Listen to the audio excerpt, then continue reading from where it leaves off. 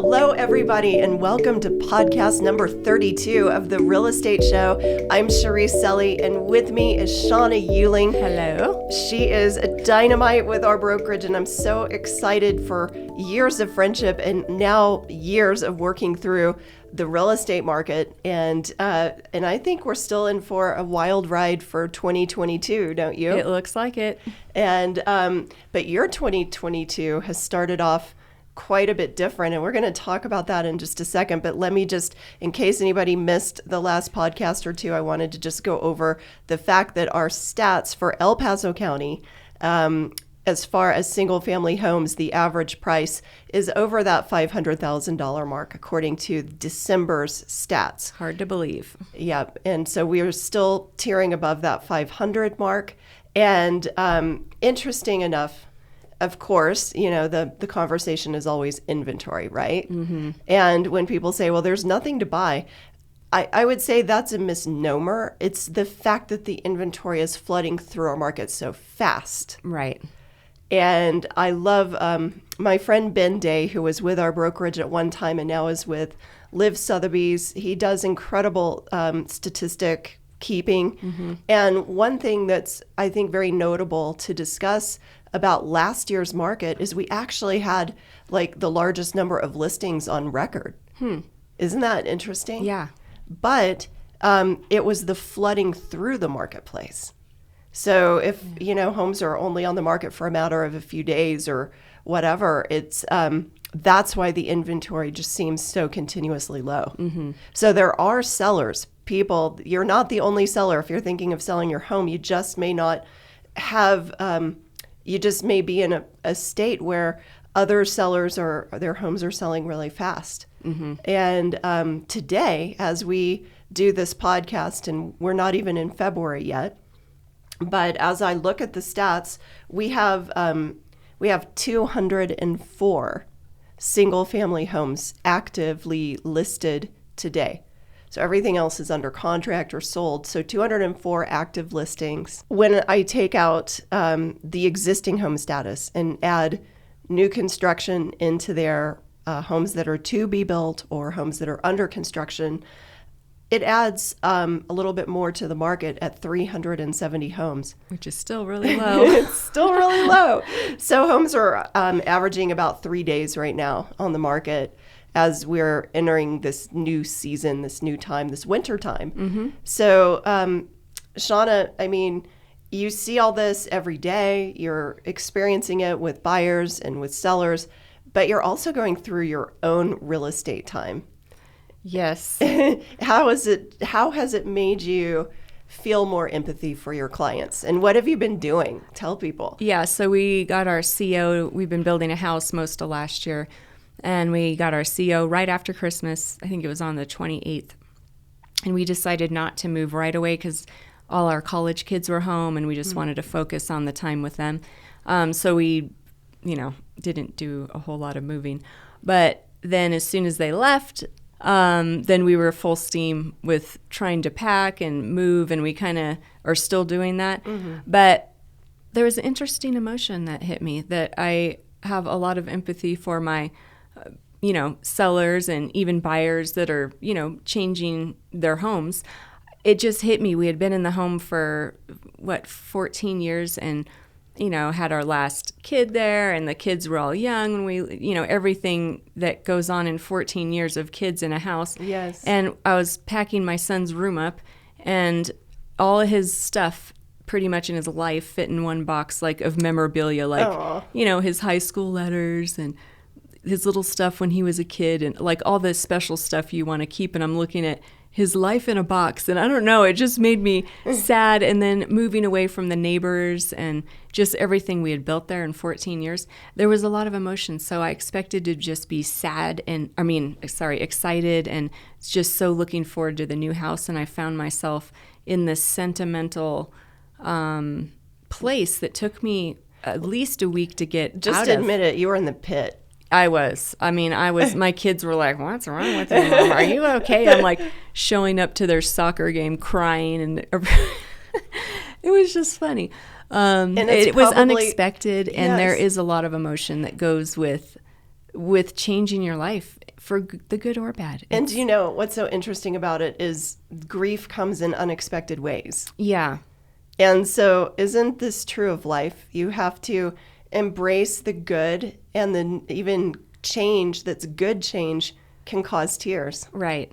Because you're saying goodbye to something else. Like, this is our last time sleeping in the house. And we're not even selling it. You know, we're going to be renting it. So, I mean, we're still keeping the property, but it's not the same, It's though. not the same. And when you move all your stuff out. And so, yeah, that was a process. But it's been a couple weeks, and we're still getting settled. But definitely there's a lot that goes on for people. What is one of the healthiest things that helped you climb out of the pit as you work through those emotions? Well, you just have to realize that life is stages, and with every ending of a stage, there's a beginning of a new one, and you can't be afraid to move forward, and you just want to make sure you are positive with your memories, looking back, and really enjoy where you're at, really. I love it. Everything changes.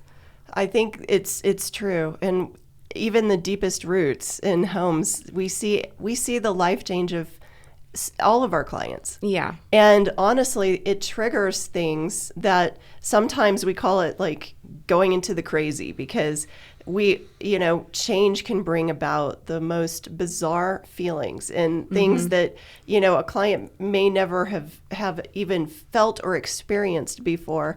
And it literally can bring up trauma. Yeah. Change can bring trauma.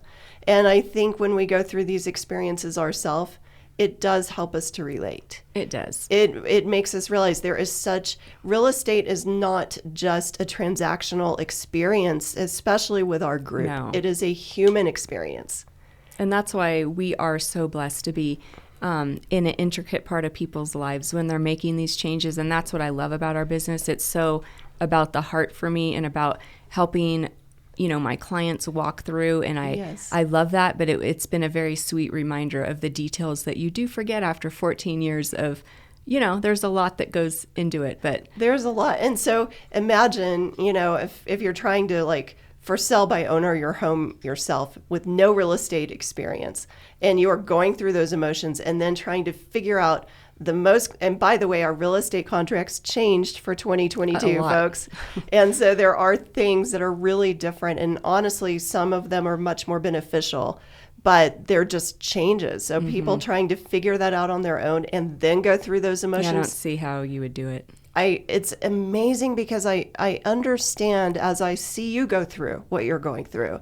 I've seen our life changes as we've bought, a vacation home or a second home, that it's so nice to feel sheltered and covered on the details that are beyond what you're meant to do. Right. And so there's a role for the agent to step in there and take the measure of that heaviness away, so that that you can focus on what's important to you at the time, and it might be a whole it might be that boatload box of emotion that you don't expect that's going to hit you. Your son's life in that box. Yeah. It was the funniest thing. I'm like, I don't expect to be crying today. I'm supposed to be packing up everything, but it set me back. But it was all good because, it's good to look back at picturing them running up the stairs Absolutely. in their fat little chubby legs, And now they're very formed and athletic. Yeah. So, that's the thing. It's a representation of life, and life is meant to be lived to the fullest. All the good, all the bad. Yeah.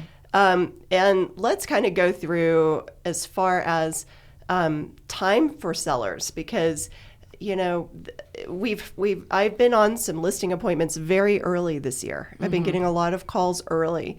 And then the question is always, well, should we wait until the summer to put our home on the market? And, one thing I need to make a correction on, because I talked in the last podcast or the one before that, I can't remember, about interest rates and gave a comparison of payments.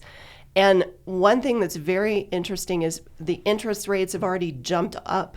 I thought they would jump up closer to the end of the year to the amount that I was predicting, or talking about at 3.75. They're past that, or they were the last time I talked to one of our trusted lenders just recently, a few days ago.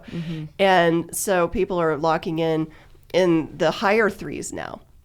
And I was doing this analysis to say, well, if a $500,000 mortgage, okay, if the price dropped 5% from that, okay, so that lowered the mortgage payment, or if you lowered the home by 5% based on the amount of your payment, and then you added the interest rate, if it was like 0.75% different or so, you're still paying more money with the home, even if the price dropped based on the new interest rate going up. Yeah.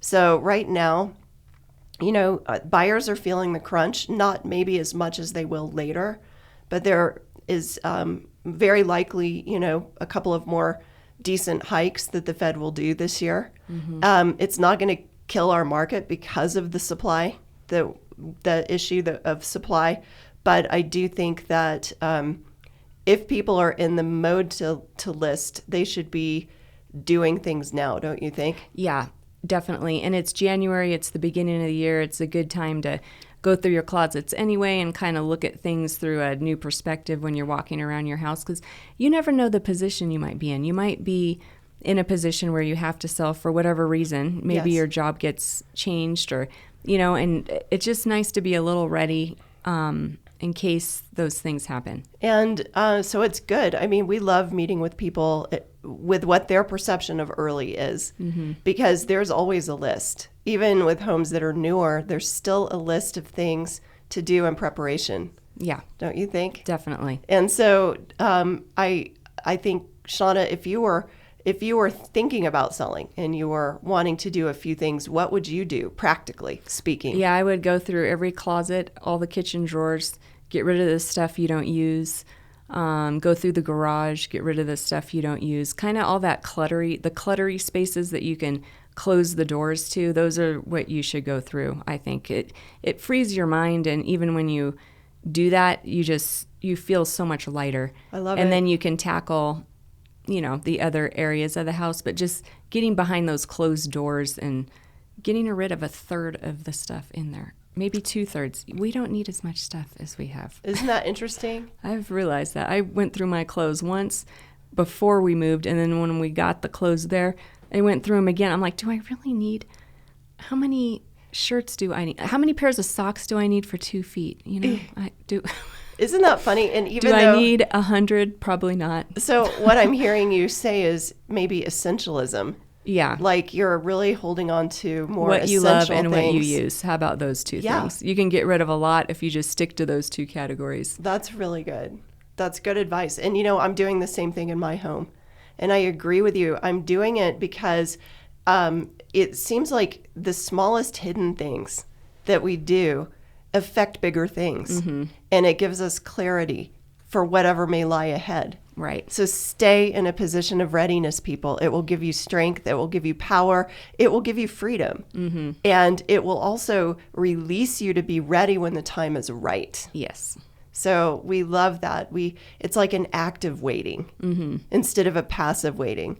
Right. And with supply shortages too, if I was just with a seller yesterday, they have a bunch of fogged up windows and they're thinking of selling this summer, but I'm looking at the windows going, well, because of supply issues, you need to get on this now. This has to be ordered now. And maybe you don't want to wait until Same with the summer. appliances. If you feel like you want to replace your appliances and put stainless in before you move, get those on order. It's not what you think. Yeah. Everything.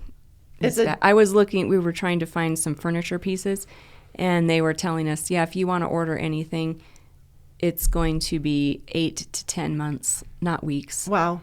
So it's just a little longer than what you think. So just be ready, guys, now. Start the process now. And we're ready for you when you are. That's right. So thank you so much for tuning in, and I can't wait until we catch you the next time. Yes. Thank you so much. Thanks.